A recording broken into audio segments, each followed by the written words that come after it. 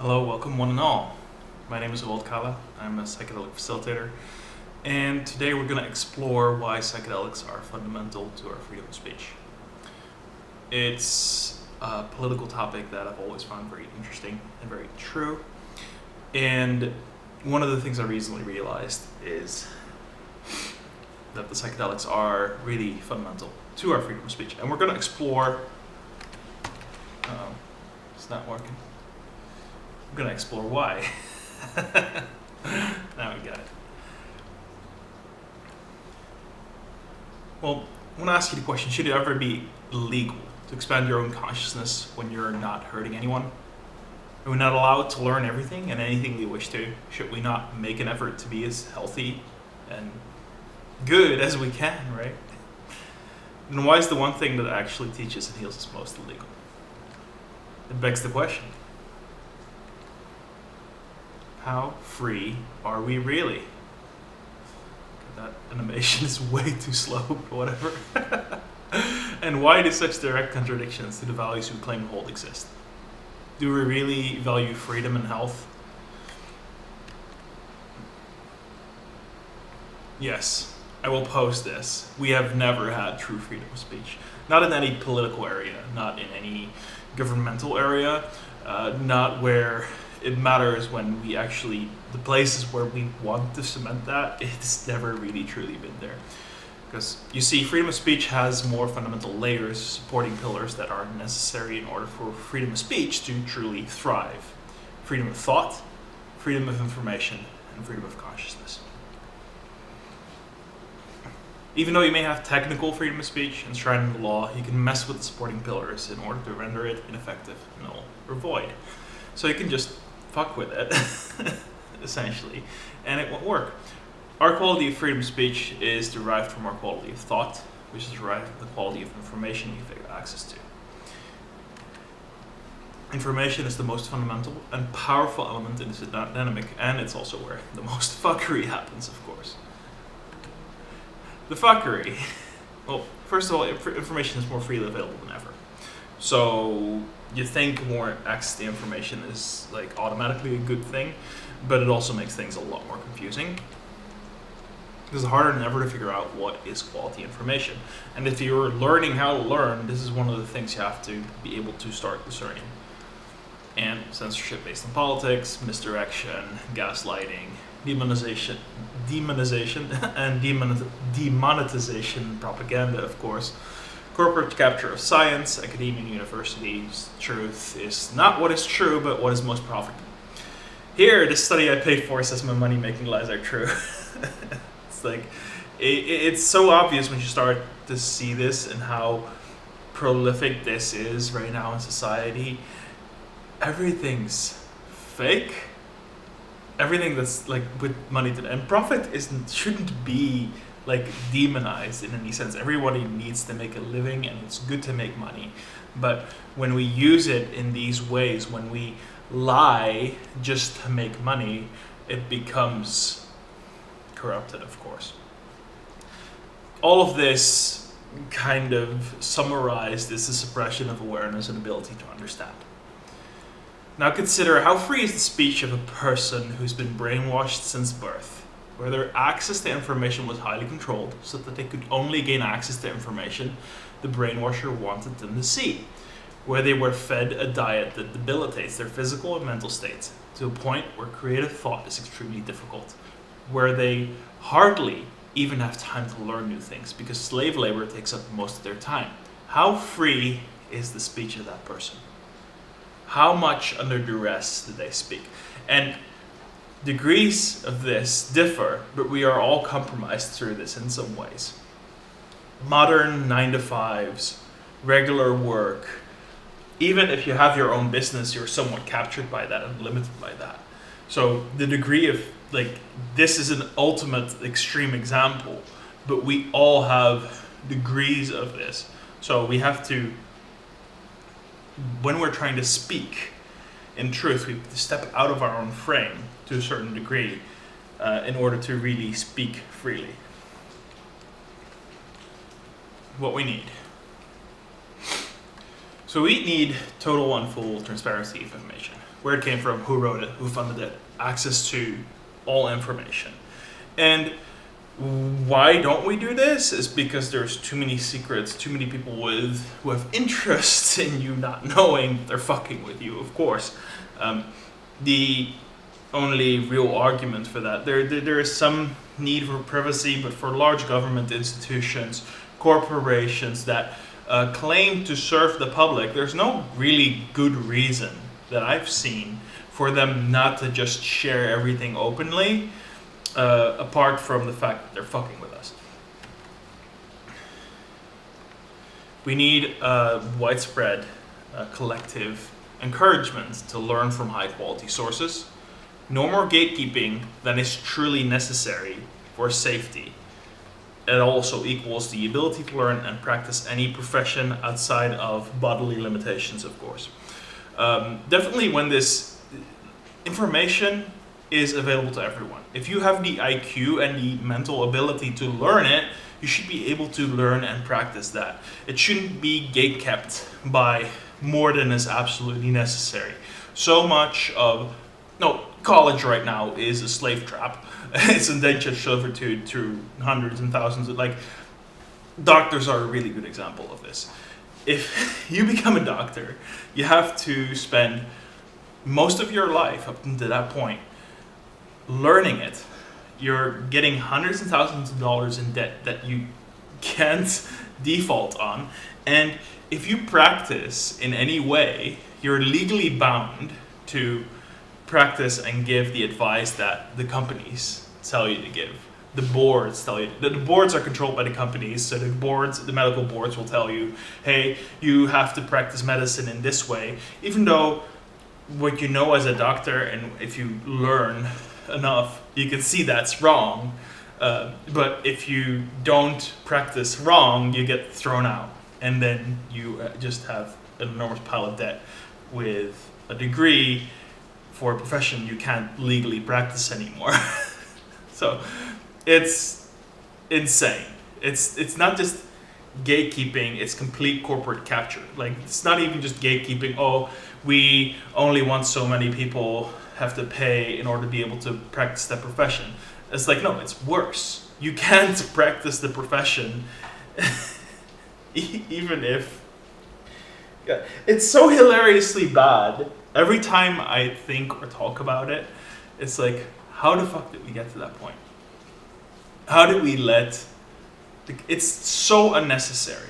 Someone who has the mental capacity and ability, the willingness and the love for the work should be able to practice it without having to spend tens and tens and tens and tens of thousands of dollars, only for the necessary training with the people in order to be able to practice it safely and follow protocols that make sense outside of financial incentives. The incentives should always come down to what helps the patient, what helps the end goal. The end goal should not ever be money. It can't be. It can't be. Money at the cost of all else destroys and erodes systems. What you get with the way the systems are right now is you have a bunch of systems that leech on their own foundation.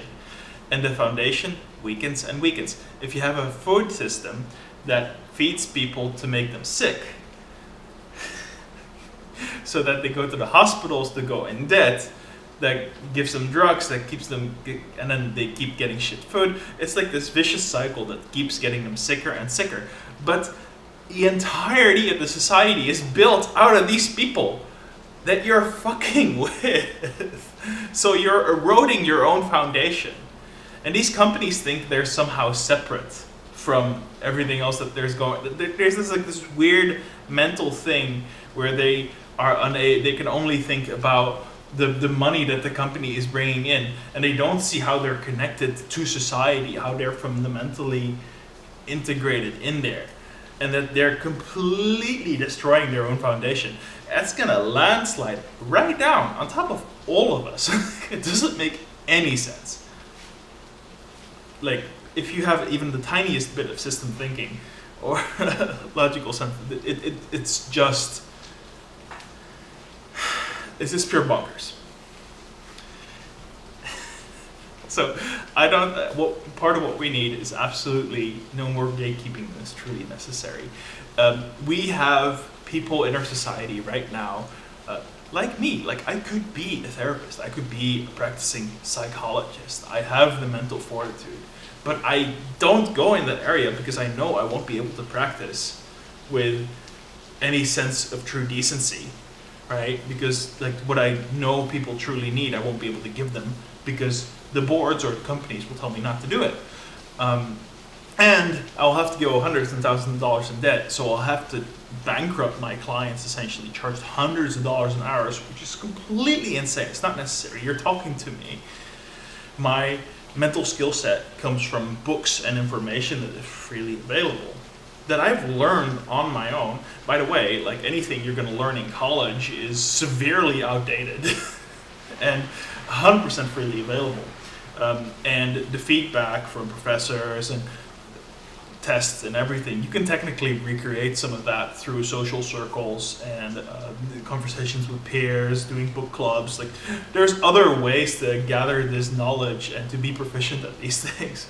But I don't do it because I know it's not a service to me by going that much in debt. It's not a service to my clients because I won't be able to fully, like really, my fidelity will not be to be able to help them. It will be to protecting my own ass over doing the best thing for them. If there is something better that I can do for them, but it compromises my safety and it might make me lose my license, even though it's perfectly safe, it's the most reasonable and sane thing to do, I won't do it because I don't want to lose my license.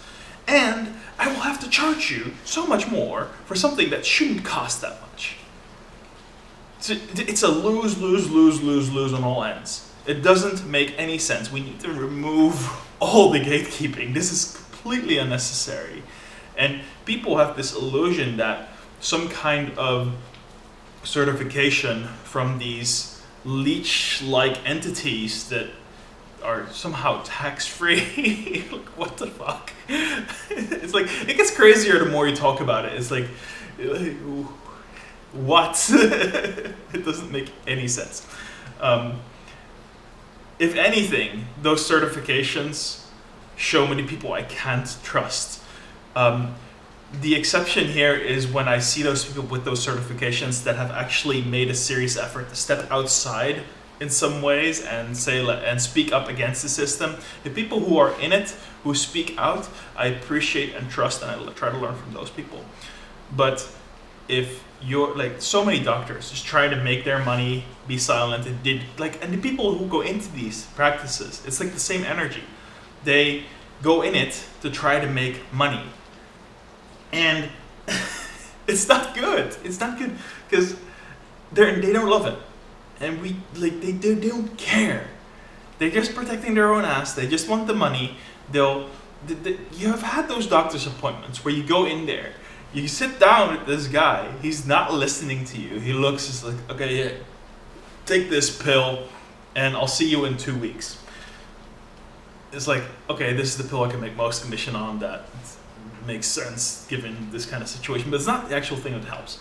Because the real advice that's most often more helpful is go for more walks, eat some more veggies, or keto, or like actual diet change, which food industry won't actually let into the school books. Because in the hospitals, they'll feed you the most inflammatory shit that you can get. I'm sorry, it's clown world. It's clown world. It's clown world. I have very hard time taking this seriously. But it's very important that we stay sane in such an insane system and just be able to recognize it. It's very easy to get so angry, and I have been so angry at this so long. It's not productive. Stay away from it. It's hilarious. We can recognize what we need, discern for ourselves, learn for ourselves, teach ourselves, try to rebuild these systems in a sane way once that opportunity arises.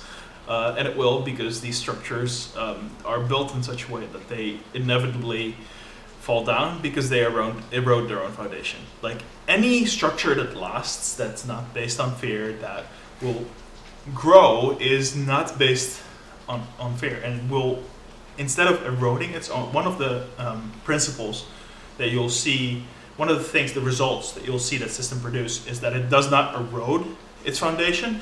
It actually continuously strengthens and strengthens its foundation. The foundation is always you and me and all the other common people. If a system is constantly weakening its foundation, the people, it will fall. There is no way it does. It's as simple as you have a stick, there's a house on top of that stick. If the stick breaks, the house falls because gravity exists. So I can't. It's so hilariously stupid and infuriating, and it's affected my life and so many others that I know personally for so long, and somehow people keep buying into it, and I can't take it seriously. I'm not gonna, no. So personal experimenting should also be encouraged, and direct experience should be valued.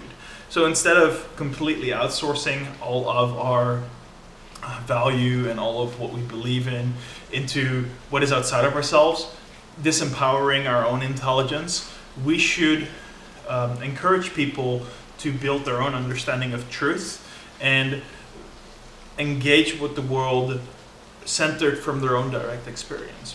A lot of people you'll see, you can notice living around this world, they just outsource their sense of truth. Oh, it's like this authority said it, so it's true. But if you really look into that, those authorities usually don't have your best interest at heart. And most other people who are interested in manipulating you don't either. So having more people who are interested in personally understanding why something is true and valuing their own direct experience, trusting their own gut when they're in a situation, so like, okay, this is not healthy for me, that should be encouraged collectively. Yes, of course, encouraged activities that improve mental and physical ability to think. And all of these are key indicators by which you can judge how free a society truly is. If you have this transparency, that's literally more freedom of information. We have freedom of information to a large degree, but one thing that we need more freedom of information in is exactly that transparency. The encouragement to learn from high quality sources, no more gatekeeping, so it's much freer to choose and become and practice professionally anything that you wish because you love it. Like the only requirement and the most effective requirement for societal function is loving it. If you love it, you will be better at it than anyone else. And if you love it and you have this giant barrier because I have to be enslaved to some kind of insane medical board, then you're gonna have to find a way to practice it outside or give up on your love, which is extremely sad. Extremely sad. But that's definitely one marker you can look at, where it's like that's society is a lot freer because there's no gatekeeping. Like if you love something, you can go for it and you can achieve it. You can become it. Like a lot of the gatekeeping, I keep telling you, I'll say it again and again and again, I don't care.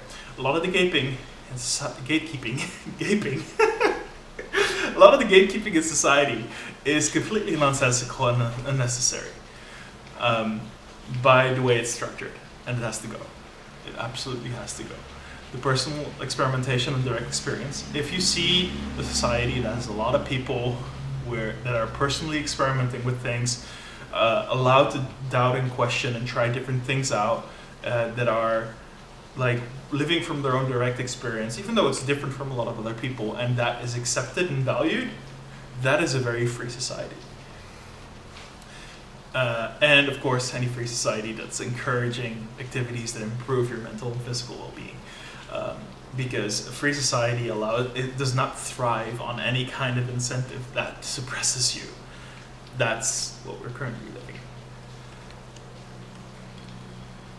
The war on information is also known as the war on freedom of consciousness. The war on drugs equals a war on awareness. becomes a war on information and consciousness when the motives extend through different systems to suppress our collective ability to think and learn. Pose that true motivation Post that true motive is suppression of freedom of consciousness and awareness of this. No, let me go back to this. Alright? So what am I saying here? Of course, this is a lot of what I talked about before, but we're bringing it back to psychedelics. The war on information is also known as the war on freedom of consciousness.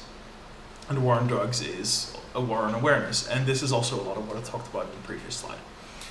It becomes a war on information and consciousness when a motive extends through different systems to suppress our collective ability to think and learn, which is a lot of the opposites of what we needed, what I talked about in the previous slide. And you can post that true motive of such a system, the maybe unconscious collective motive of that system, which is the result. Right? You look at what it produces, and then you kind of gather the motive from that. Is the suppression of freedom of consciousness and awareness of this. Some affected systems, well, I already talked about it a lot, but we can go over it again. The toxic food system resulting in brain fog and worse compromised cognition. The corporate captured science. Medical system that focuses on profit by offering band-aid solutions that make money instead of fixing the core issues. The prisons used as legal slave labor camps without any rehabilitation, forcing them back into crime.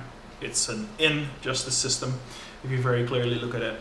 The regular jobs, 9 to 5, salary work and stagnation on pay levels, combined with inflation and other factors that create a more and more slavery-like structure. This is some more elaboration on, just printed out of what I've been talking about. You can very clearly see this. Now, in reality, there's no one who's really in control of this. It's more of a collective karmic phenomena. Yes, there are some parties more directly abusing the status quo and in pursuit of selfish gain and collaborating in order to achieve this. But no one thing or organization you can point at is truly in control. Control. Think of it this way, as if there is a them that's inherently wrong isn't necessarily a helpful attitude towards solving this collective mind. Every organization is only looking to its own survival as they very much become captured and trapped by their own lies. Their motives are nothing but survival. They are making decisions from fear, karmically trapped in their own creation. Our own creation. Oh, let me go back to that. And I'm just trying to explain, as I said, it's very easy to get angry at all this and to want to fight it, become very scared, feel trapped, and all of this, be very disempowered, come at this from a very disempowered space, and it's not helpful. As I said, they're karmically trapped in their own loop of fear, and if you engage in that, but with violence, with attack, with condemnation, with anything but some love and acceptance, which then removes the cognitive dissonance so they can actually grow and learn and change, if they don't just collapse straight out, right? That they'll collapse by themselves. So give them space to collapse if you can't love them. If you can't love, because I know it's very hard to love them. It's very hard to love them. I'm a psychedelic facilitator. I know the wisest thing is to love and forgive. And it's very difficult when we're so deeply hurt and affected by it in real life. But if you can't love it, leave it be. It will collapse. It's built in to itself. It will collapse. It's already created its own demise. Okay? But if you get attached to it, you fight it, you attack it, beyond creating the awareness that I'm trying to create here, it's only gonna give them reasons to stay more deeply ingrained in that cycle and attack you back. It's a system that's very well geared towards that type of interaction, and if you fight it, it has bigger guns. So that's the problem. It's very understandable why that is. The best way to counter this is not to move against anything from a state of your own fear. This would only lead to perpetuating the cycle in a new code. We must become the change we wish to see in the world and move more and more from love. We must each reclaim our own freedom of consciousness and show them that there is nothing to fear. becoming part of and transforming these systems by changing them from within or creating better alternatives. So let these systems automatically lay down. You can already start creating better alternatives, doing this for yourself. You can try to change it from within if you have the stomach to do that. I definitely don't. I don't.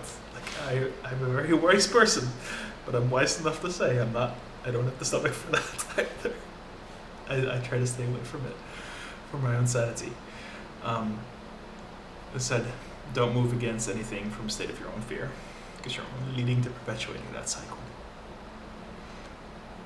Now, that being said, there's still a lot we can learn about what we should be paying attention to by observing what governments are afraid of. Let me ask you, if someone who has abused you, lied to you, manipulated you, etc., etc., tells you not to do something, do you not do it, or are you more interested in why they don't want you to do that? It's a good idea to look at the things they try to suppress. Is something being demonized that actually has a lot of evidence to not be harmful, but in fact extremely helpful for the human psyche? Oh yes, indeed. Psychedelics, of course, you knew where I was going with this, because I said it from the start. It's no surprise. And they are key to reclaiming our freedom of consciousness and reorienting our collective efforts into a positive, regenerative, and sustainable direction. Psychedelics provide access to healing, reconnection to self and body, intuitive decision-making, progression towards freedom from fear, understanding there's so much more to ourselves, extremely direct and precise learning pathway. Fosters awareness, allowing you to see things as they are. Help break down systems that feed off of people and build systems that are symbiotic with people. Break down by understanding and seeing rationally. Breaks hypnotic patterns and reorients consent. So everything kind of operates by consent. If enough people don't consent with a system, it automatically breaks. And that's why psychedelics are so, like, one of the things they're so scared of it is because it breaks the hypnosis. Kryptonite to anything that uses fear and trauma-based brainwashing as a means of control, which is pretty much all of the current system for the past. Right? It's been hundreds of years, and like, things are getting better, right? We're no longer as barbaric as we were 200, 300, 400 years ago. You can definitely see that if you look in history, but still, we're stepping out of this right now. And I'm so excited for it. I hope we get to see a system that's based on love. As I said, does not break down all systems, promotes healthy ones based on honoring all parts, will not function in any system that's toxic to its participants. Signals if a system is more toxic than healthy to participants to the degree it represses psychedelics. And this is really powerful to understand. As I said, it does not break down all systems, it promotes healthy ones based on honoring all parts. So, and it signals if a system is more toxic than healthy to participants. And we look at the psychedelic history, and we can see that there were plenty of societies in the past, the natives of America, and the Aztecs, and there's a lot of societies in the past that were more healthy because they promoted psychedelic understanding. They were more open and free, they were more in tune with nature, more in harmony. And right now we see mostly all governments, in the world, repress this to no end. Even in the Netherlands, where you can technically order any substance online and use it for personal use. You can't necessarily trade that. The only thing that's 100% legal for commercial use right now is the truffles of the mushroom, the psychedelic mushroom. But even in the Netherlands, it's still gray, and you can still get in trouble, and the legal system is still in a bind about this. But I think it's fundamental for our governments to understand it's not against you. It's against you if you're using fear. It's against you if you're going to insist on fucking your people over. That's where it won't work. Absolutely. Yeah. But if we should all be aware any government, this is the one thing, the one issue, that if your government representatives are not into this, they're not in it for you. If they're not into psychedelics, they're not in it for your freedom, and they're not in it for anything about you. Like this thing, if I see any politician pushing legalization of psychedelics in an honest, legitimate way, I know they're in it for me, and I will support that. Like, it's such a clear signal that they're trying to build from a space of love. They're trying to build systems that support the people, that support themselves, that are symbiotic. And the crazy thing is, the people who are building from fear, they think that that's the only way to do things. And if we're not in control, then nothing's gonna work. It's like, no, actually, if you build a really strong foundation and your people are really strong, you create an insanely strong society. You create so much more abundance than any system based in fear could ever dream to make. So they're fucking themselves over. They're just not aware of it. So beautiful. This is what I'm looking for. And if anyone's aware of it in comments, please let me know. Any politicians, any people that are in politics that are trying to push for this, because I want to support them in a way I can. I want to follow them. I want to keep up to date with that. I'm not seeing it enough yet, but I'm very interested. Psychedelics are fundamental to our freedom of speech because they allow us to break free from hypnotic patterns and other measures that put our thinking under duress, allow us to recognize and connect to ourselves deeply and make sovereign decisions. Without the ability to make sovereign decisions, there is no true freedom of speech. And as long as we are dependent on and hypnotized by toxic systems, we cannot speak freely. At the very least, psychedelics should be protected under religious freedom when they are used to facilitate your relationship to God. Not under any church, but simply any person's individual right to pursue their relationship with God in the way that suits them, as long as they are not hurting anyone. The end. It's so logical. It feels so good saying it. I've had this video on the back burner for a while. I've been creating this. I'm so glad I finally made it. I hope it was valuable to you. I'm looking forward to creating a lot more content like this. I love the presentation. Creating some AI art is wonderful. I have a lot more ideas coming up, so please like and subscribe if you resonated with any of this. It started a little shaky, and then I really got into it. I really felt really good making this, and I hope you can see why this is important. And on this last point, of course, the psychedelics, one of the main things I think they do is they show you that they have the ability to show you that the divine aspect when practiced with earnesty. And it is really that psychedelics have been so fundamental for me to create my personal relationship with God. And it's a religious tool. Like, one of the things that governments have right now is they have this like, oh yeah, we religious is allowed. Psychedelics should be a religion of themselves. So every psychedelic should be protected under religious freedom. I'm not sure. I'm not a lawyer. That's one of the areas I don't do research in. I'm much more interested in psychology and sociology and psychedelics, of course, esoterics, all that.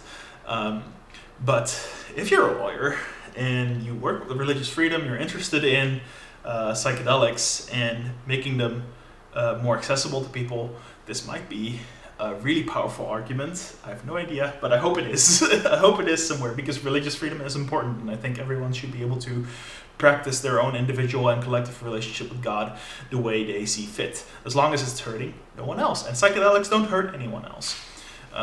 As I said, they promote healthy symbiotic systems. They promote health. They promote well-being. They help people. And it's such a crime against humanity, a crime against our soul when we suppress this, when we lock people up that use these, that are speaking peace and love just because we have a system that's built on war and destruction. It's such a travesty, and it hurts my soul every time I think about it. it should 100% be able to be protected under religious freedom. And that's the idea I want to close with. But I hope that after this video, you can like and subscribe, but also you can see how important the psychedelics are to our freedom of speech, our freedom of consciousness, and how fucked it is that we don't have it, that we haven't had it for so long. And that we can. And I hope it gave you some insights on how to recognize where you are being limited in your freedom. And I hope it empowers you to find ways in your own life to take back some of your freedom. Best of love, best of life. This is Rewatching, and I hope to see you soon. Take care.